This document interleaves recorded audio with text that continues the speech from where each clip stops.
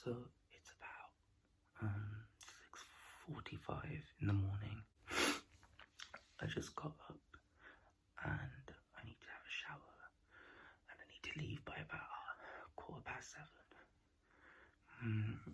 My hospital is at St. Thomas's today and it only starts at 8:55, but apparently there's a huge queue because of rush hour.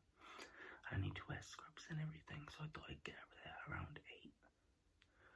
But we'll see if that actually happens. So anyway, I'm really cold and tired, so I'm gonna go now and I'll see you guys after I shower. So I just got changed and I had a shower. I brushed my teeth. I'm about to leave the house, but I was gonna tell you some of the things that I'm taking with me today. My ID badge that we got to get into our hospitals has the NHS symbol on it, so I can officially get 50% off Nando's. That's the one good thing about this. This says my name again, and it says I'm from King's College London, and it says that I'm a medical student, so people know. Stethoscope. I got a blue one, and then I got it engraved with my name and like 2 of those medical snake sign symbols, because I thought that was cool energy. I need to revise how to take people's heartbeats, so I'm gonna do that on the train. I'm gonna take my lunch and then I'm gonna go.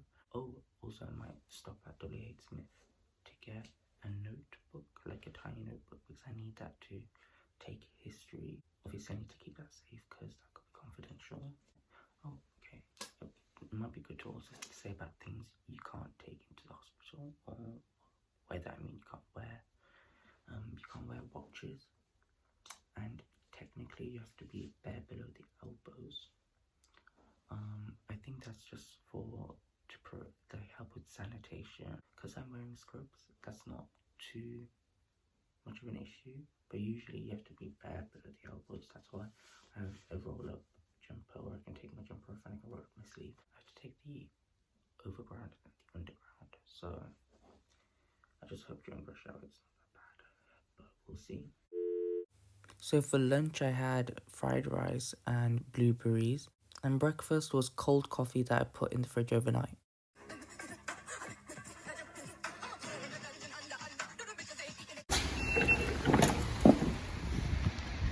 So I'm on the train station waiting for my train to Canada Water, and then I'm going to Waterloo. While we're here, I thought I might just tell you some little things about today and stuff. I don't know how much I can actually video. I'm probably not going to do much. It's more like information afterwards. So don't expect me to like video patients and stuff.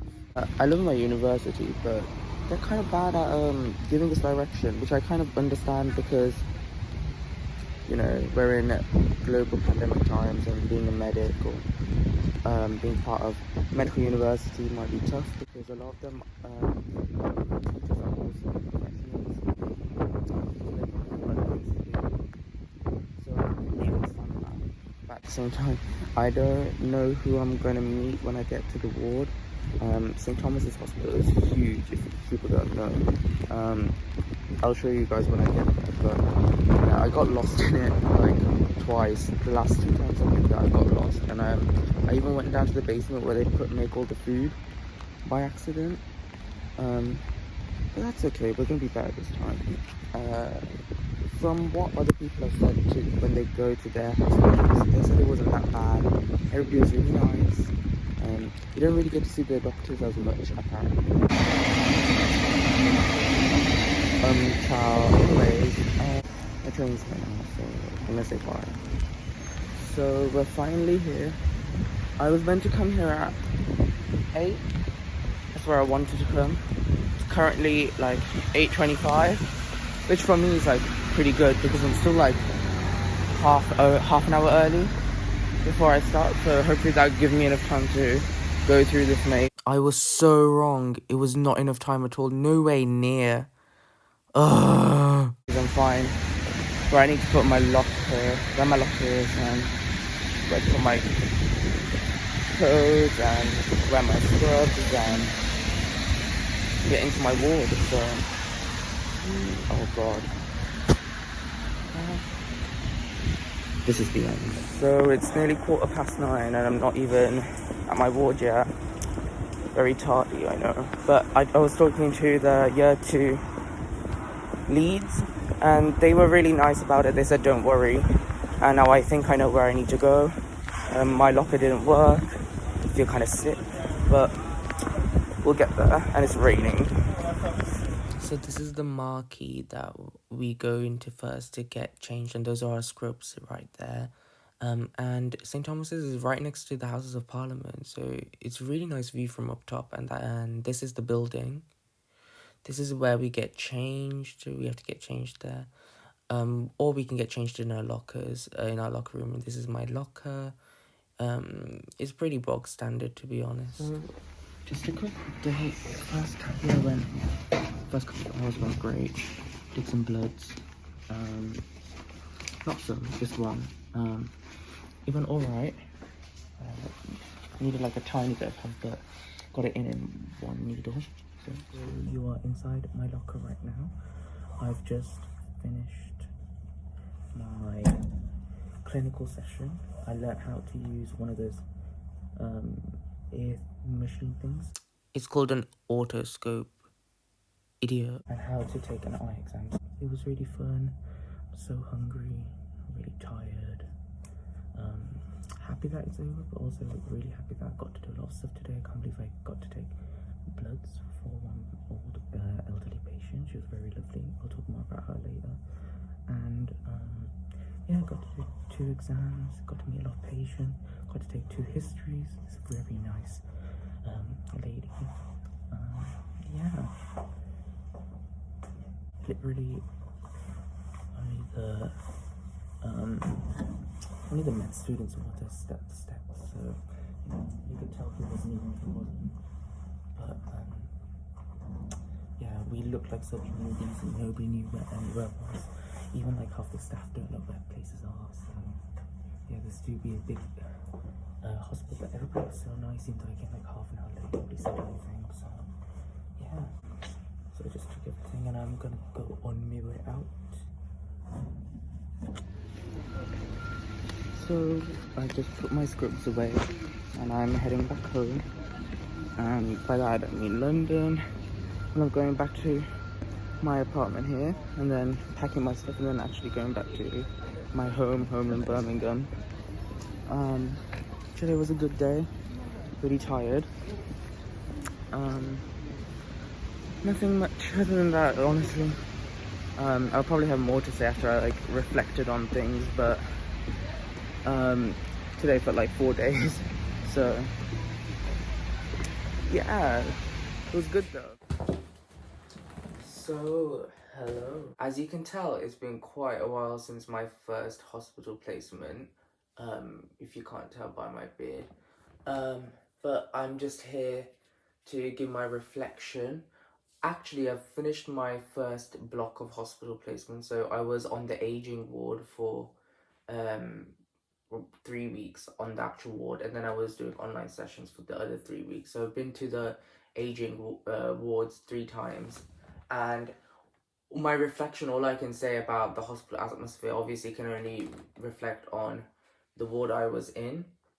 I just wanted to preface that. But it was a really cool experience, especially my first time going there. Like I said, I went there half an hour late, but I think that if you're a new second year student or you're worried about placements in the future or something like that, I think even though it's like the first time you're going there, it's like the 10th or so time that all these doctors or nurses and healthcare professionals have seen medical students come in. So they understand if you're late on your first session, especially if you're in a hospital as big as the one I was in.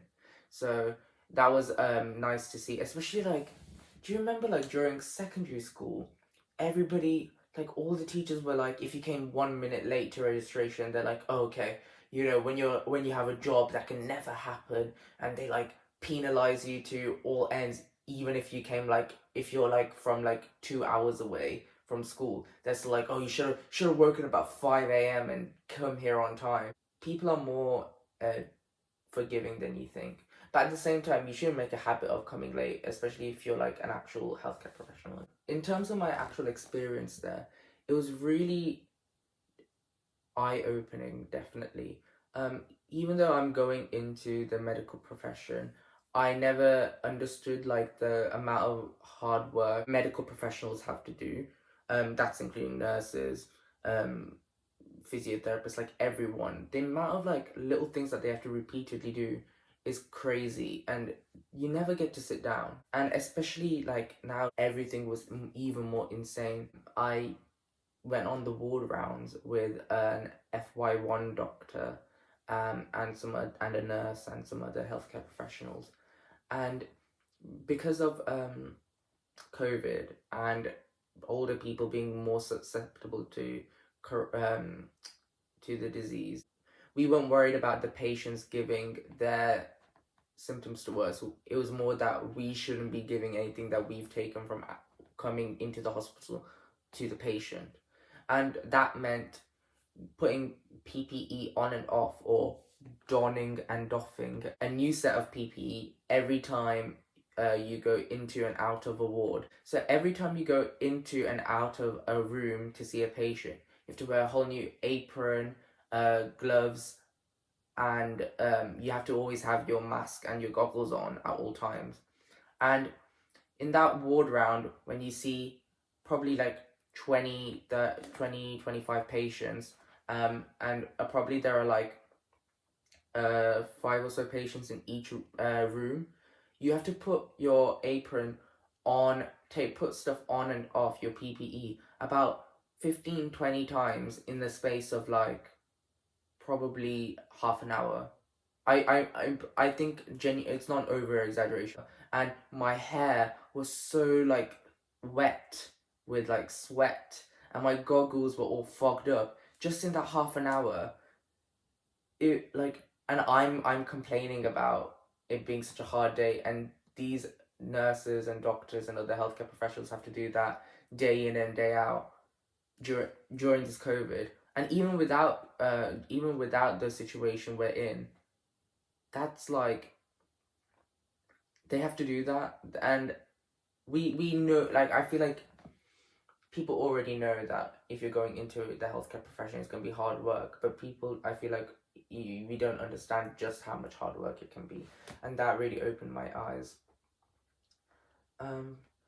When talking to the patients as well, the patients were so nice, and I was not gonna lie, very apprehensive going into the aging ward specifically, being of the Asian persuasion, if you can't tell.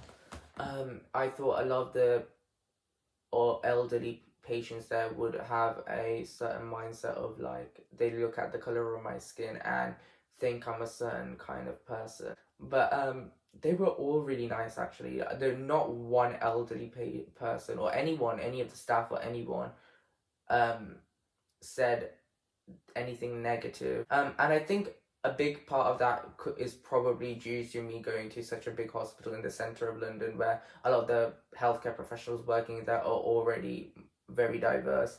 I feel like if you work at a rural area, you will definitely see more stigmatism. And also, like I said in the video, I got to take bloods from one elderly patient. She was very patient and very nice, and a doctor observed me, and we learned how to do venipuncture, as it's called, on like a fake arm. The doctors gave us an opportunity. They were like, you can take blood if you want to. And I usually, first rule of like going into anything, always say yes, because you don't know if you'll be able to do it again. And I don't think I'm probably gonna take blood from an elderly patient in forever. Even take blood in general, it's very like, it depends on whether everybody says okay to it. So I said yes. I put the needle in. The needle went in really well. There was a little bit of splashback, which is what you need. And then the thing with elderly people compared to taking blood from normal people is that elderly people, their veins would move slightly. It's harder to get the needle into the vein properly. So when I tried to do that, I needed a bit of guidance from the FY1 doctor, so she maneuvered my hand a bit and the needle a bit to get it in. But then once it was in, it was fine, and I got it out. I also said I took 2 histories from a patient, from 2 different patients, and now since I finished the aging block, I've taken many histories. And the main things that people come with when you're talking about the elderly are them falling over in the where they live, and a lot of people live, particularly in London, in flats by themselves, and frailty is a huge issue with the elderly, as is kind of self-evident there. But it also comes with other comorbidities, so other illnesses that they fall with. So like they might come into the hospital with a fall, but then when you take their scans and take their history, you can see that a lot of it comes with confusion or delirium. They might have dementia, Alzheimer's, they might have had a stroke in the past, or they might be taking God knows how many medications to relieve other symptoms, and that could be affecting their quality of life. And the amount of things people need to look at for the elderly is crazy. It's not just you're treating one illness, you're trying to treat them in total. And it's also, not to be cynical, it comes with the fact that like you have to make a balance of, should we treat this person and go do all this invasive surgery, or pump them up with so many medications that they can't even live a normal life, just to get them better so that they can live another 10 or 5 or so years in a sedentary vegetable state? Or should we try and make them live a really happy life for like 3 years instead of 5 years, but have them live really happily, but lower their medication, or trying to make sure they don't have as many side effects from the treatments we give? And that's a talk that the healthcare professionals need to have with the patient and the patient's family, especially when you're with the elderly and they might not be cognitive enough. And that's like a really important talk that people need to have, and that's something that the healthcare professionals talk about all the time, which is crazy. So yeah, and it also made me realize, going back on how busy it was that day, I don't think I've felt a more hectic day than that first day I went into the hospital. I felt like I said, I felt kind of sick in the morning, and then I couldn't stop. I couldn't stop to sit down until like between 9 and 12:30. Oh, and I didn't have lunch. No, me and my partner just didn't have lunch that day because it was that hectic. We did our ward rounds and had a multidisciplinary team meeting, which is where all the healthcare professionals come and talk about each patient individually and what care plan to give in the future. We did that from like 9 to, well, I went there at 9:30, so 9:30 to about 11:15, and then the FY1 doctors were very gracious enough to say, oh, we can give you like a little like clinical session and talk to you about some anatomy of the liver and some diseases that come with that, and about the gallbladder, and things like cystitis. And we jumped at that opportunity, obviously. So we went and got taught by them, and that lasted us through to past our lunch break. And then I had to go to my clinical tutor at about 1:30. So me and my friend just didn't have any lunch. And then thankfully the tutor gave us a free coffee. That was amazing. And we went with the tutor, and the tutor was so nice. My tutor was amazing. And then after that, we had our clinical skills sessions, which I told you. We looked at how to take an ear exam with an autoscope and an eye exam. And then by that time it was 4:30. So between 9:30 and 4:30, I just didn't eat. And that's crazy. And I felt so annoyed at myself that I found that as like the most hectic day, and like I can't believe how I would do this when there are healthcare professionals who do it, who have been doing this for decades, and now have an even more increased pressure due to COVID. And it's like, sometimes you feel like, oh, my feelings aren't validated because other people are feeling worse than me in the same situation, or they have to deal with it more. But you need to tell yourself, your feelings aren't invalidated because someone else is having it worse than you.